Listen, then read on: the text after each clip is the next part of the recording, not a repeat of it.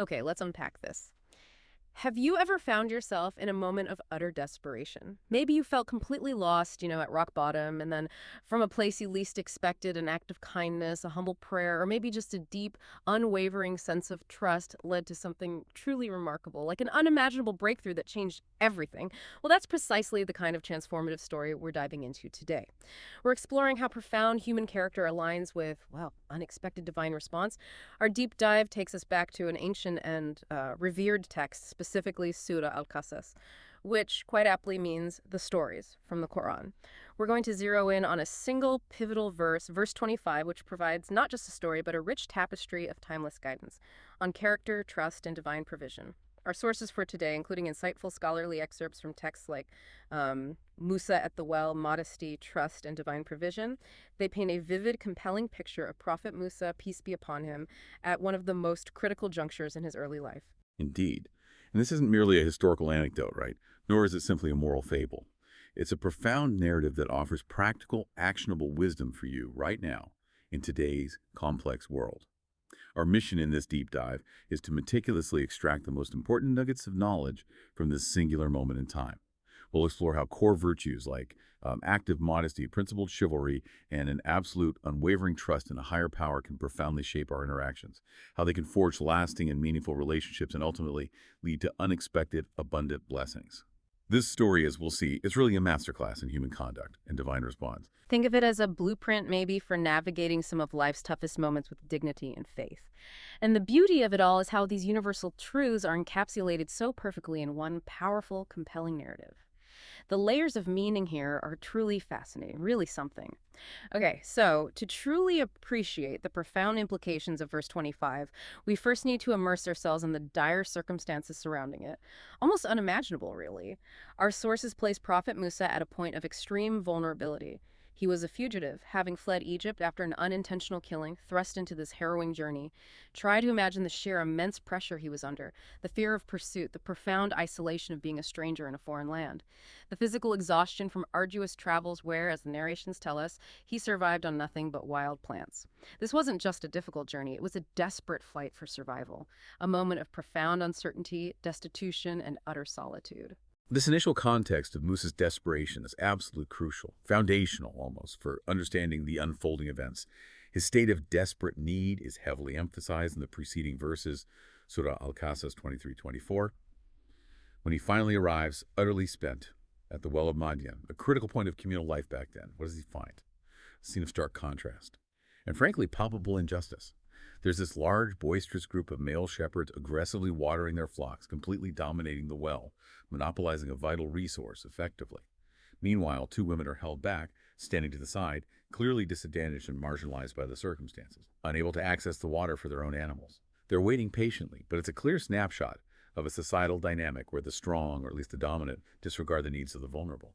It's a moment ripe for either indifference or intervention. And it's right here in this scene that Musa's compassionate nature, his innate sense of justice, it just shines through instantly, despite his own immense struggles. Remember, he's a fugitive, exhausted, starving, in need of help himself. He doesn't hesitate, not for a second. He doesn't merely observe the injustice, he proactively steps forward, engaging directly with the women, asking them with genuine concern, what is the matter with you? He doesn't wait to be asked for help. He perceives a need, a silent plea maybe, and takes immediate decisive action. And then, without any expectation of reward, without being prompted, he goes to the well, confronts the situation, and waters their animals for them. It's an incredible, selfless act of service from someone who literally has nothing to give but his strength and compassion, offered at a moment when he himself is most bereft. What's particularly insightful here, I think, is his immediate withdrawal after this selfless acts. There's no lingering, no seeking recognition, no trying to strike up a conversation or anything. He moves away, creating a physical boundary by retreating to the shade of a tree. And in that moment of profound humility and complete dependence, he turns directly to his Lord, articulating his need in verse 24 with a prayer that is both simple and incredibly powerful. My Lord, indeed, I am in desperate need of whatever good you might send down to me. This isn't a demand, you see, or a specific request for a particular outcome. It's an acknowledgement of utter dependence, an open-ended surrender, and an invitation for divine intervention, whatever form it might take. This sincere invocation from the depths of his being, offered immediately after a selfless act, is a profound catalyst for what follows. It really sets everything in motion. So, when we step back and consider this prelude, these preceding verses, what profound truth about cause and effect do we uncover? Seeing Musa's selfless act, followed by his humble, open-ended prayer, it establishes a fundamental principle, doesn't it? A direct and palpable relationship between a righteous, selfless act offered purely out of compassion and a sincere, humble invocation to the divine, leading to a subsequent, often unexpected divine response. Musa's proactive compassion, his profound humility, and his absolute reliance on Allah set the stage. It's a narrative of swift divine reward for virtuous conduct. It shows us that even the smallest acts of goodness, imbued with genuine faith, can unlock extraordinary blessings, often far beyond what we could have conceived. Absolutely. This initial sequence highlights that even in our deepest valleys, right, when we feel most vulnerable and overwhelmed, acts of kindness towards others, especially those weaker than us, when coupled with sincere trust in a higher power, can open doors we never anticipated. It's a powerful reminder that sometimes the key to our own relief and provision lies not in self-focus, but in relieving the burdens of others, and then humbly submitting our own needs to the divine will. This isn't passive waiting, it's active compassion, followed by complete, trust-filled surrender. Okay, now let's truly zoom in on the heart of our deep dive, Surah Al-Qasas, verse 25. This single verse is more than just a transition. It's a culmination of what came before and a pivotal doorway to Musa's future. The original Arabic text itself is incredibly rich, packed with meaning in every phrase. It paints this vivid picture of a moment where Musa's destiny took a dramatic, positive turn. Exactly. And for those listening, two common translations beautifully capture its essence. One goes, "Then one of the two women came to him, walking bashfully. She said, 'Indeed, my father invites you, that he may reward you for having watered for us.' So when he came to him and related to him the story, he said, 'Fear not, you have escaped from the wrongdoing people.'" Another rendering translates that final phrase as, "Fear thou not. Well, hast thou escaped from unjust people." Both convey a powerful message of security and immediate relief, marking a profound shift in Musa's circumstances, a real turning point. This verse, it turns out, is like a masterclass in concise storytelling. It contains three distinct and profound components. Each one is a lesson in itself, and together they weave this powerful tapestry of character, divine grace, and proper interaction. Let's delve into them one by one. Right, so the verse opens with the line, "Then one of the two women came to him walking bashfully." Ala istiya. That phrase, ala istiya, is incredibly significant, isn't it? It's not just a casual observation of how she moved. It's a profound descriptor of her internal and external state. Absolutely. As tafsir scholars, the venerable interpreters of the Quran, from classical authorities like Ibn Kathir to more contemporary exegetes like Al-Jalalain and Mariful Quran, have meticulously elaborated. The profound significance of istiya goes far beyond simple shyness. They emphasize this was not a passive or timid shyness, as some might assume. Not at all. It was rather a deliberate and active display of modesty, dignity, and self-respect. Narrations describe her comporting herself distinctly and intentionally, perhaps even covering her face with her sleeve, to differentiate herself from women who might walk immodestly or brazenly. This distinction is crucial. It highlights a conscious, active effort to maintain decorum and personal honor, projecting an inner strength rather than a weakness. That's a powerful distinction. And what makes this particular detail so profound is how it was understood by the great figures of early Islam. The commander of the faithful, Umar ibn al-Khattab, a figure of immense wisdom and authority. He provided an interpretation that truly drives this point home. He said she came walking modestly, with her face covered with a part of her outer garment, unlike those immodest women who go about wherever they like and enter wherever they like without any hesitation. That's quite a strong statement. It isn't just about her, it's about setting a timeless standard. Against a prevailing cultural norm, perhaps, or even a timeless human tendency towards immodesty. It's a statement about personal boundaries and public integrity. Precisely. Umar's statement confirms that Islamic concepts of modesty, even back then, were understood to encompass a holistic approach. Dignified comportment, a respectful demeanor, and yes, a form of self-veiling when necessary, explicitly contrasting it with audacious or unrestrained behavior. And it's vital to understand this isn't about restriction in the sense of limiting a woman's agency or participation in society. I mean, she was, after all, out working at the well, but it's about projecting integrity and self-respect, and by doing so, subtly demanding respect from others through one's own dignified bearing.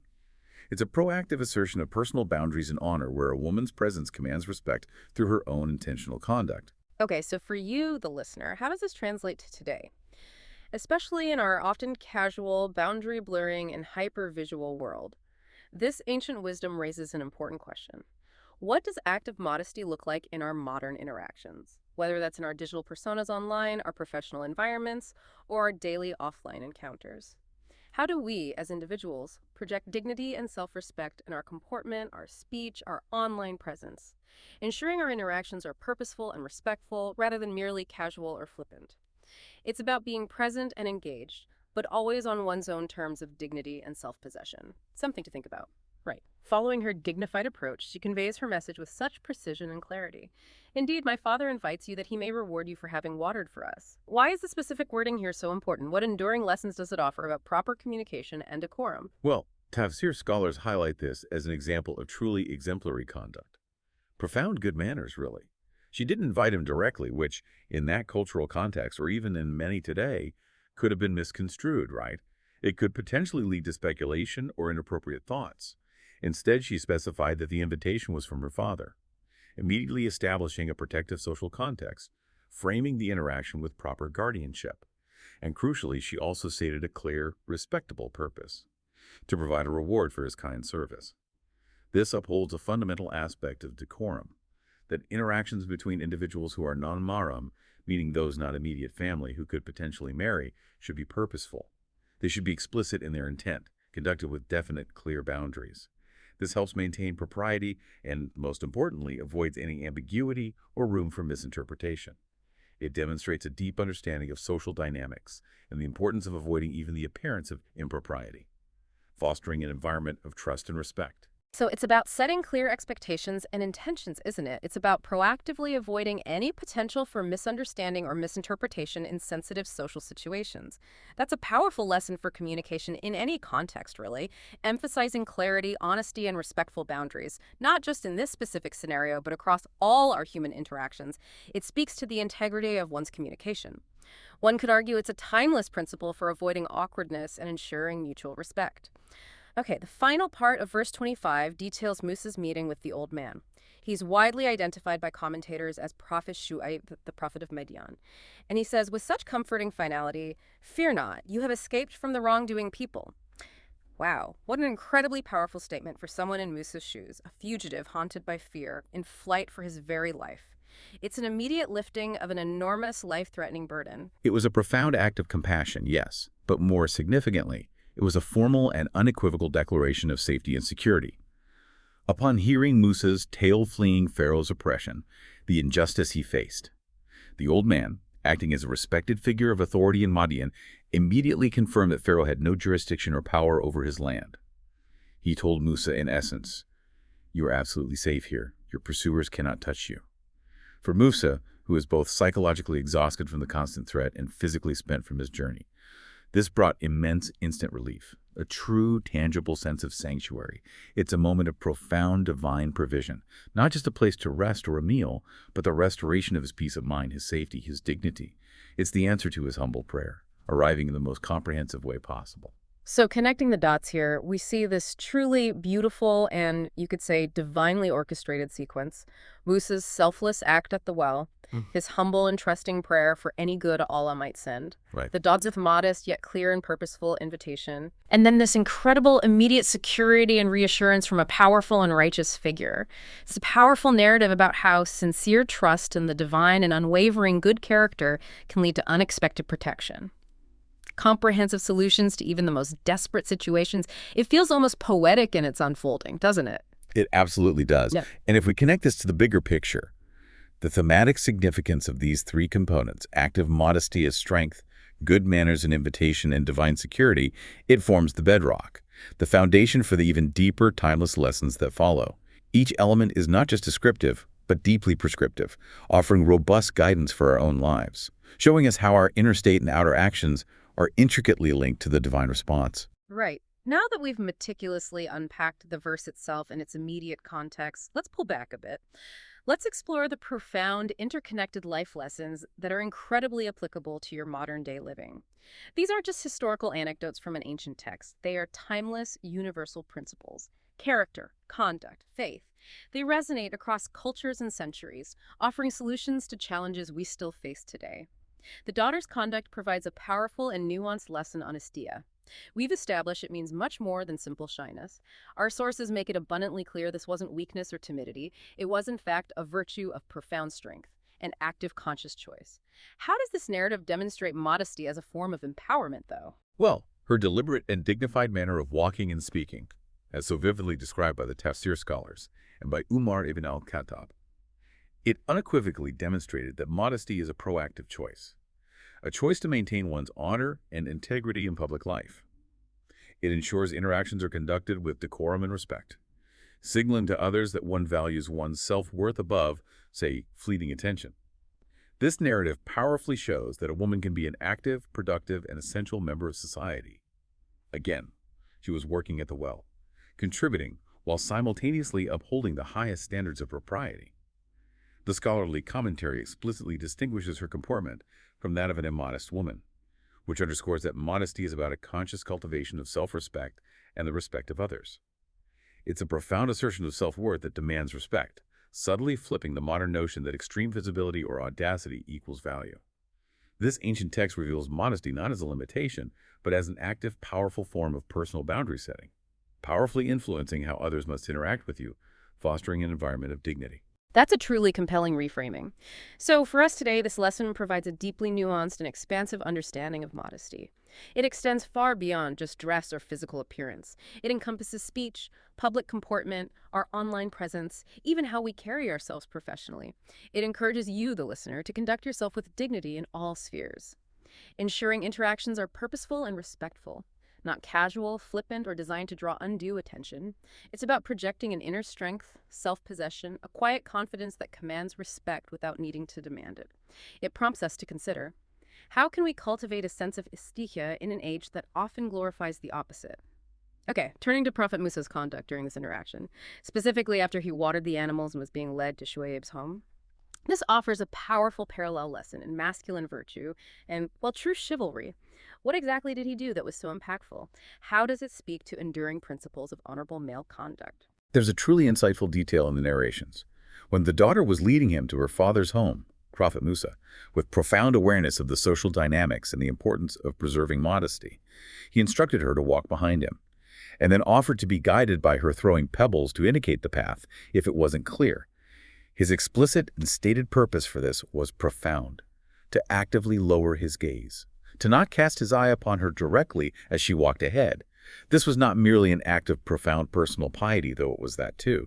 It was a clear, observable, and deliberate demonstration of his trustworthiness, his deep respect for her dignity, and his unwavering commitment to honorable conduct.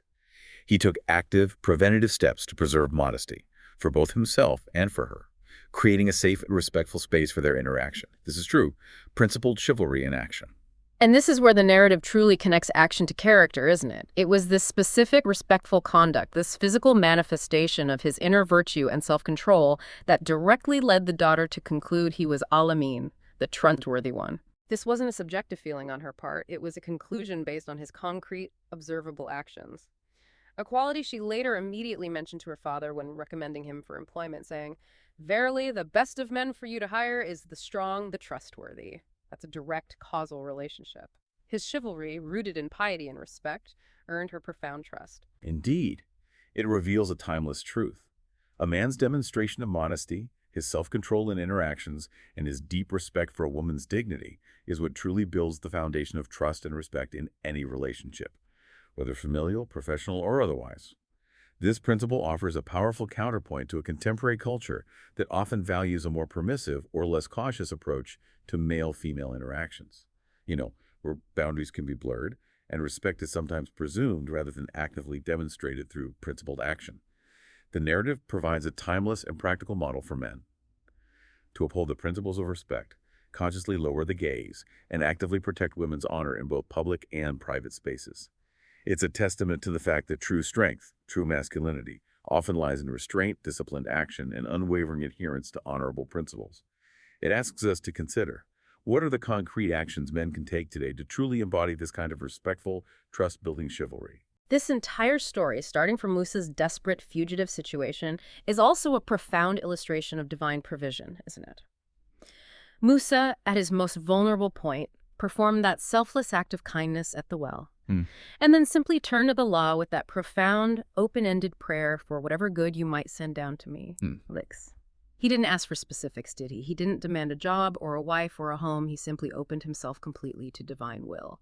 What does this teach us about the essence of tawakkul, or trust in God? That's a truly critical observation. He didn't ask for a specific solution, and that's the key distinction in understanding true tawakkul. He simply expressed his desperate need and placed his trust entirely in Allah to provide whatever was best in whatever way Allah deemed fit. Now, this is not passive waiting, it's active surrender. Doing your part, like Musa watering the animals, then entrusting the outcome completely to the divine. The immediate and utterly unexpected response that came in verse 25 demonstrates a profound truth about divine justice and generosity. Allah rewards sincere actions from unimaginable sources. The provision that came to Musa was far greater than a simple meal or temporary shelter. It was a complete, comprehensive package. Security, employment, a new home, and ultimately, a family. All flowing directly from his one selfless act and humble, trust-filled prayer. It profoundly exceeded anything he could have specifically asked for or even conceived. So what does this all mean for us today? Especially when we find ourselves feeling overwhelmed, uncertain about the future, or maybe even consumed by anxiety over specific problems. This teaches us a critical lesson. When a person acts with sincerity, meaning their actions are truly for the sake of Allah alone, without ulterior motives or expectation of worldly praise, and places absolute expansive trust in Allah, sustenance and relief will arrive. And not just that, but it will often come from unanticipated directions and in ways that far exceed the initial need or even what we could have imagined. This replaces our often limited specific requests with an open-ended surrender, inviting divine solutions far grander than our own imagination could conceive. Shifting our focus from what we want to what is best. It's a profound antidote to anxiety, to the relentless pursuit of materialism, and to that crushing feeling of being solely responsible for engineering our own fate. It reaffirms that when our actions are guided by sincerity and profound faith, divine blessings will flow in abundance. It's a call to let go of control and embrace the boundless wisdom of the Creator. Right. Following closely on the heels of verse 25, there's a crucial part of the story that offers a timeless blueprint for assessing character. Not just in ancient Madian, but for all times and all contexts. The daughter, having observed Musa with remarkable discernment, recommends him to her father with two powerful foundational virtues in mind. She says with truly remarkable insight, "Verily, the best of men for you to hire is the strong, the trustworthy." Her discerning observation provides a foundational rubric, a universal framework for evaluating character. Whether we're considering a leader, an employee, a community member, or even a potential life partner. And what's particularly fascinating here is that she doesn't just state these qualities. She provides clear, observable reasoning for her assessment, making these virtues tangible, practical, and measurable in human conduct. This wasn't just a gut feeling. It was an informed, rational judgment. For the first quality, Al-Qawi, meaning the strong, she had direct evidence. She witnessed his strength firsthand when he effortlessly moved that heavy rock at the well, a task that typically required multiple men to shift. That's a pretty clear, undeniable indicator of physical capability and effectiveness, isn't it? Yes, her evidence for his strength was irrefutable. But in the broader context, and especially in the modern one, Al-Qawi signifies much more than just brute physical force. It encompasses a multifaceted strength. Physical prowess, certainly, but also intellectual rigor, competence, capability, and effectiveness in one's domain.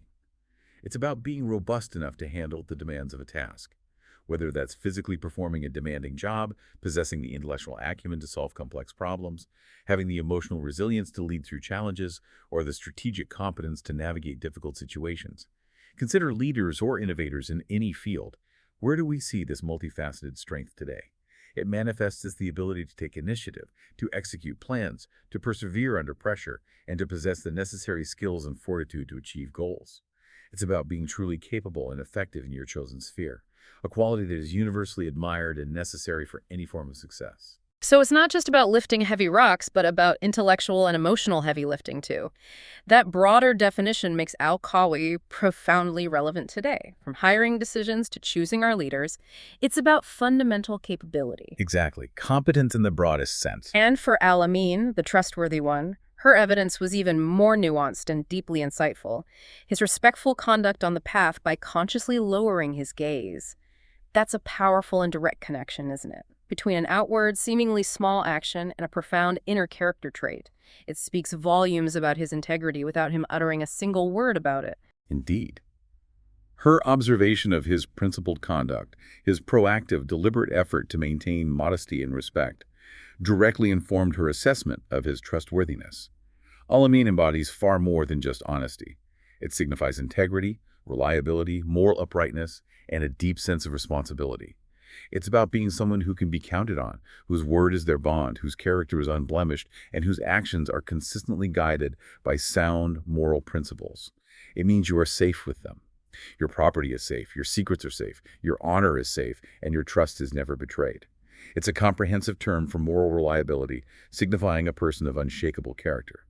In an age where trust is often fragile, this quality becomes paramount. And the wisdom of her assessment was so profound, so spot on, that a respected companion like Abdullah ibn Masud, himself a giant of early Islamic scholarship, he remarked she was one of the most discerning people of her time. That's incredibly high praise for her ability to truly see and understand the depth of character, moving beyond superficial appearances to assess inner virtues. This story highlights that strength and trustworthiness are the two foundational pillars.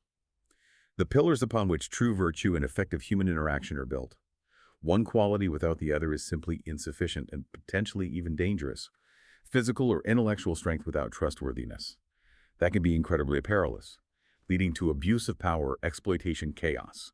Conversely, trustworthiness without the ability or competence to act is ultimately ineffective.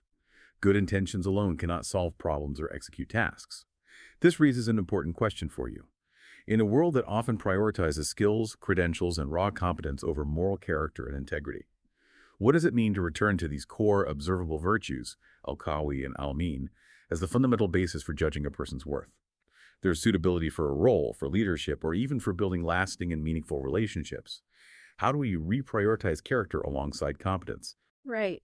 These lessons from verse 25 aren't just isolated moral teachings. They're intricately connected to the broader narrative of Prophet Musa's entire life. This pivotal moment at the Well of Madian is almost like a training ground, wouldn't you say? A proving ground for the immense responsibilities that would later be bestowed upon him.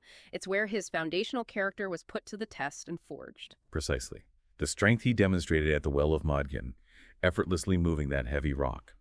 That was a clear precursor to the immense physical, emotional, and spiritual strength he would need later, to confront the tyrannical Pharaoh and lead his people to freedom through unimaginable challenges.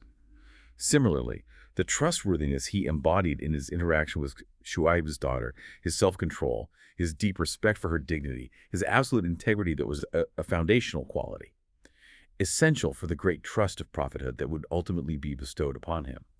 This narrative reveals a profound truth about how a person's inner virtues manifest in their outward actions and are keenly perceived by others, often shaping their destiny in unexpected and monumental ways. His character in this seemingly small moment prepared him for his life's monumental mission, showing us that great callings are often preceded by character-building trials. And it's a truly beautiful interplay, too.